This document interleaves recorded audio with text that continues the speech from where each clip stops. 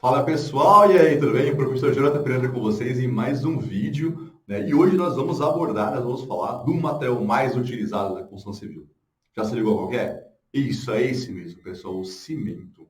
Hoje a gente vai abordar sobre cimento aqui no nosso canal, né, pessoal? Aí, modéstia à parte, eu tenho um xodó por cimento, por concreto, né?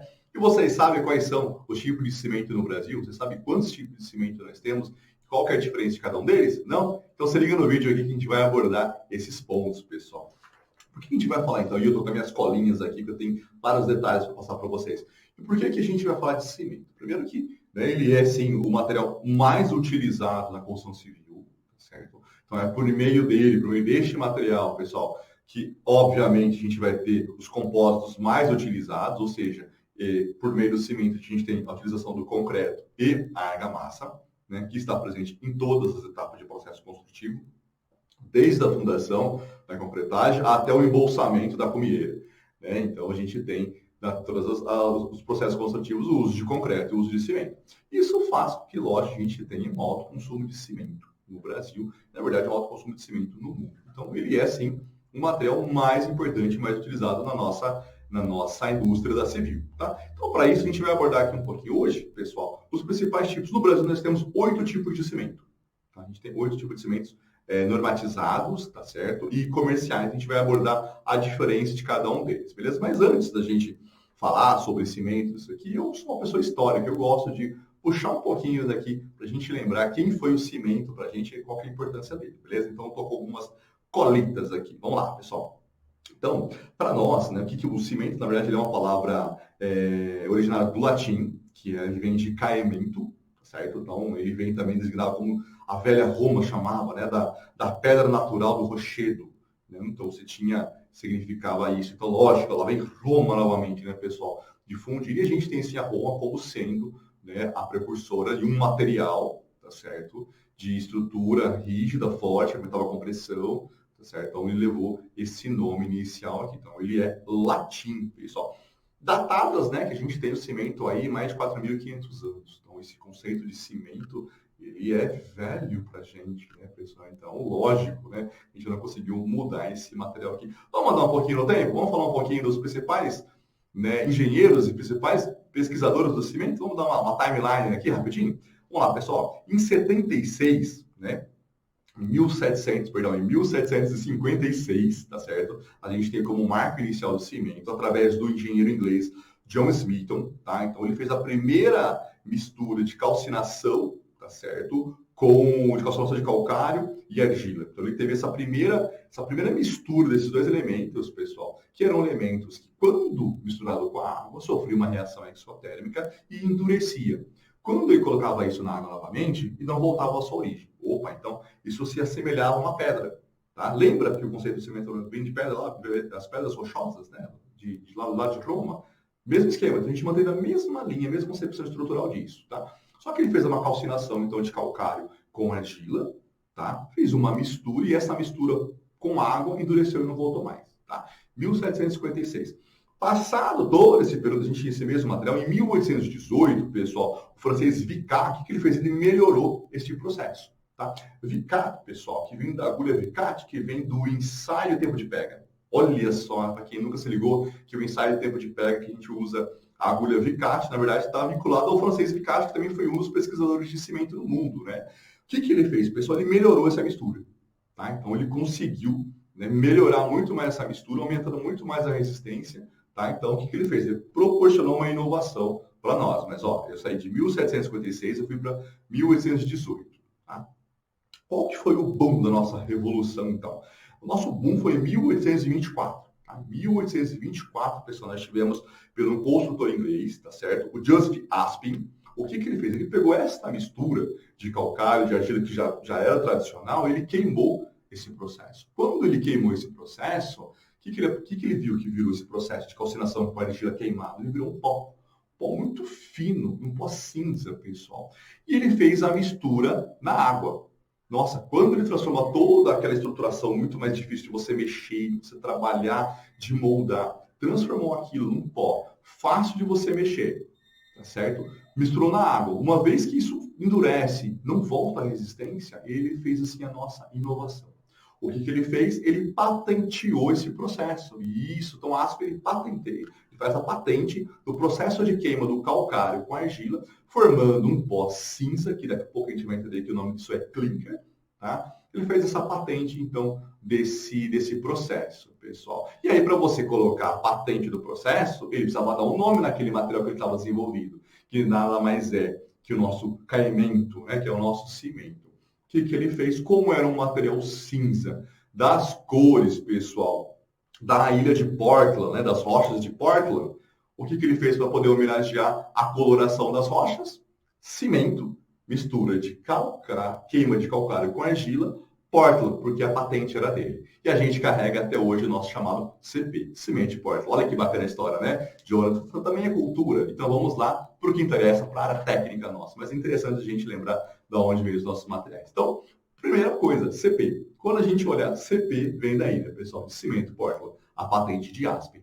Então, a gente já entende que o processo do cimento, ele vem da queima, tá certo? De calcário com argila, tá?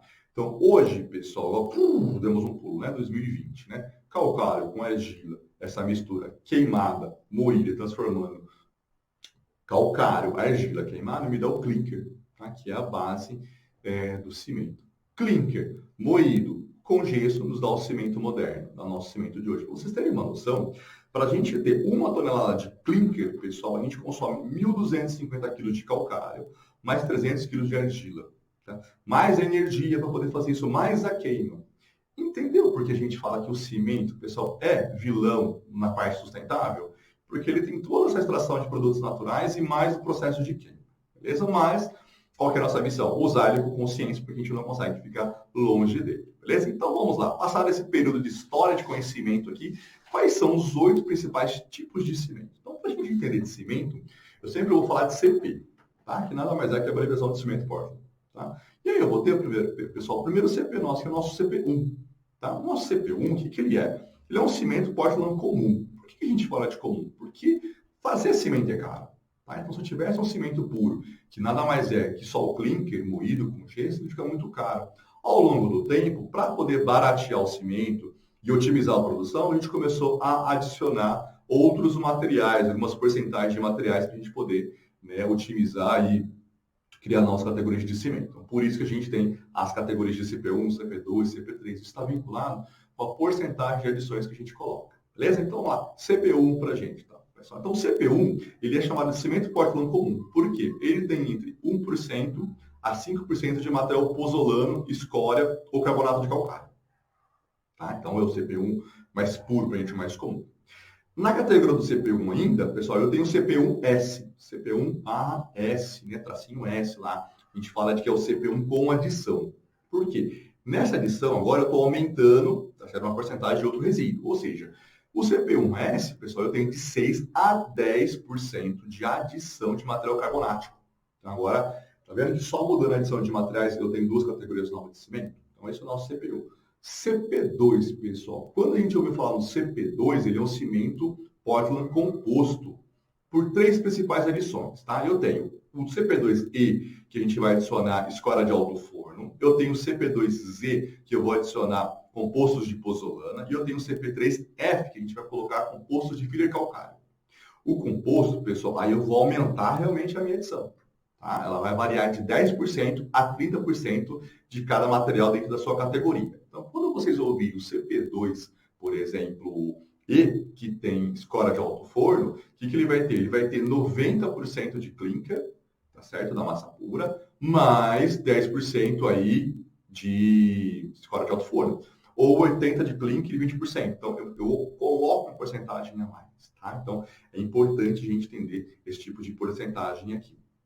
Aí eu vou depois, pessoal, para o nosso CP3, tá? Que é o cimento Portland de alto forno. Aí eu vou exagerar na porcentagem. Aí eu tenho de 35% até 75% de escória de alto forno. Tá? Depois eu tenho o nosso cimento pozolano, que é o nosso CP4, pessoal. Tá? Então, CP4 também, de 15% a 50% de materiais pozolanos. Tá vendo que eu fui aumentando a adição? Por que eu aumento isso, pessoal? Porque eu consigo ter, inclusive, uma variação financeira no cimento. Né? O CP3 é um cimento mais barato, porque ele está utilizando até 75% de escória de alto forno. Né? Então, a gente tem essas categorias. E só uma dica para vocês aqui, não esquecer. Quando a gente falar de CP com escória de alto forno, CP pozzolana, CP com filha calcário, a gente pode remeter também, pessoal, ao tipo de processo construtivo que eu vou utilizar. Quer ver uma dica bacana? Um CP3 que tem alta escória de alto forno, ele é um CP que ele aumenta a resistência, pessoal. Mas ele tem um tempo maior de pega devido à escória de alto forno. Será que esse cimento CP3 é um cimento bom para reboco? Não é, porque o reboco eu quero o quê? Eu quero um cimento com boa trabalhabilidade, com tempo de pega mais rápido, porque eu preciso chapar a massa, sarrafiar e desempenar. Tá certo? Então eu posso, de repente, entrar com um CP, um Z, um CP F, mas não utilizar, de repente, o CP3. Sabe o CP3 eu vou utilizar na fundação, né? Em lugares que eu não preciso ter uma preocupação maior com o tempo de pega, né? Então, tá vendo? A hora que você começa a entender cada tipo de cimento, você consegue, inclusive, saber utilizar ele em cada tipo de processo construtivo. É para isso que serve o conhecimento, para poder ser utilizado, né? Já viu, às vezes, o pedreiro reclamar, fala, nossa, doutor, comprou um cimento aqui, é ruim demais, não puxa aqui, lógico, você está usando CP3 para rebocar. Né? Então, quando você tem esse conhecimento, tudo isso fica mais fácil, beleza? Vamos lá, então nós paramos aqui no nosso CP4, que tem de 15% a 50% de materiais pozzolano, tá? Aí eu vou entrar agora nas categorias especiais, pessoal. Nós temos o chamado CP5 aí, tá? Que é um cimento de alta resistência inicial. Ou seja, pessoal, o grande cimento utilizado para os pré-moldados, pré-fabricados, aonde eu preciso ter uma desforma mais rápida. Se em 28 dias eu tenho cimento que ele alcança, por exemplo, 32 MPa, então ele vai crescendo, muitas vezes, pessoal, nosso CP5 ele já vai dar 14 MPa em 24 horas. Então, ou seja, ele tem alta resistência inicial. Desvantagem disso, alto calor de hidratação. Se eu não tomar cuidado na cura, ele pode fissurar mais rápido, beleza? Então, CP5 é aquele cimento utilizado no pré-moldado, pré-fabricado, nas paredes de concreto, onde tem que ter uma desforma muito rápida. Tá? Às vezes eu preciso reduzir o tempo de escola de uma laje, vamos entrar no concreto aí utilizando o CP5, beleza? Aí eu tenho, né, o CPRS, que na verdade é o CP com resistência a sulfatos, área muito exclusiva, de repente fazer um tanque de contenção, né, onde eu tenho ataque a sulfatos, sulfetos, então a gente pode utilizar esse cimento. Você vai encontrar isso na Leroy Merlin? Não, pessoal, a gente no mercado popularzão nosso, aí até o CP5, qual que é o CP5, mas aqui em Campinas é mais difícil de você encontrar. Tá? O que você vai encontrar aí no mercado? CP2, né, composto, E, F e Z, são os mais popularzões de mercado, tá? Tem um cimento também que é o de baixo calor de hidratação, que é chamado cimento BC, ou seja, é um cimento que ele tem uma característica de demorar para poder hidratar, né, para obras exclusivas também. E a gente tem o nosso popular cimento branco, né, pessoal? Então a gente tem aí 8 tipos de cimentos, cada um com a sua diferenciação no mercado, cada um com a sua diferenciação de adição, beleza? E você sabe ler o cimento? Porra, como assim? Sabe ler o pacote? Tá tudo escrito no pacote de cimento, pessoal. Então vamos tentar decifrar aqui, beleza? Então quando você olhar o pacote de cimento, você vai ver lá, CP. Pô, cimento, Portland, perfeito, já entendemos que é lá do aço, tá? Depois, pessoal, vai vir a composição dele, se ele é 2, se ele é 1, né? Se ele é 4, se ele é 5, se ele é 3. Então vai estar sempre isso em algarismo romanos, porque isso vai lembrar se ele é composto, se ele é com filé calcário, se ele é com pozzolana, então a gente tem que se ligar nisso. O próximo número que a gente vai ver, por exemplo, um 32, um 25, um 40, ele está vinculado para a gente, pessoal, ao número de resistência à compressão em MPa. Tá? Então, olha o cimento, assim, ó, fique ligado, ó, CP2, F32, CP2, Z32. Então, essa informação me fala exatamente que tipo de cimento é esse, pessoal. Então, não esqueça. CP, cimento Portland, algarismo romano, tipo de adição e a numeração seguinte, 25, 32, 40, MPa. Beleza? Não esqueçam disso. Pessoal, depois de 2018, teve uma unificação, então, na ABNT, onde a gente, só uma norma agora, vai colocar todas as informações técnicas do cimento. Tá? Então, na verdade, eles foram reunidos numa única norma para poder especificar isso. Tá? Então, é a NBR 1669, pessoal. Então, dá uma buscada nela lá, que ela vai ter as informações para vocês dos cimentos. Beleza, pessoal? Material bem utilizado, né? O maior material utilizado na construção civil, não tem como ficar fora desse. Então, por isso que a gente tem que ter conhecimento. A partir disso aqui, agora, a gente vai fazer vídeos sobre os concretos que esses cimentos vão gerar, pessoal. Se você gostou do vídeo, não esqueça, né? Dá um like aqui, faz a inscrição no canal, pessoal. Compartilhe o vídeo aqui, comente se você trabalhou com algum cimento desse, se você tem alguma experiência. Se por acaso tem algum cimento que passou pelo Jonathan aqui e ele comeu bola, coloque aqui então para vocês, tá? E não esqueça de fazer, né, pessoal? De se me seguir no canal também lá no meu Instagram, Jonathan Professor. Se liga lá, me segue lá para a gente poder compartilhar os vídeos, compartilhar as experiências técnicas e cada vez mais fazer com que a engenharia civil tome o lugar dela no mercado, pessoal. Eu sou o professor Jonathan, fico com vocês aqui e não esqueçam, pessoal, se liga no tipo de cimento que você vai utilizar na sua obra, hein, para depois não ter reclamação, pessoal. Valeu!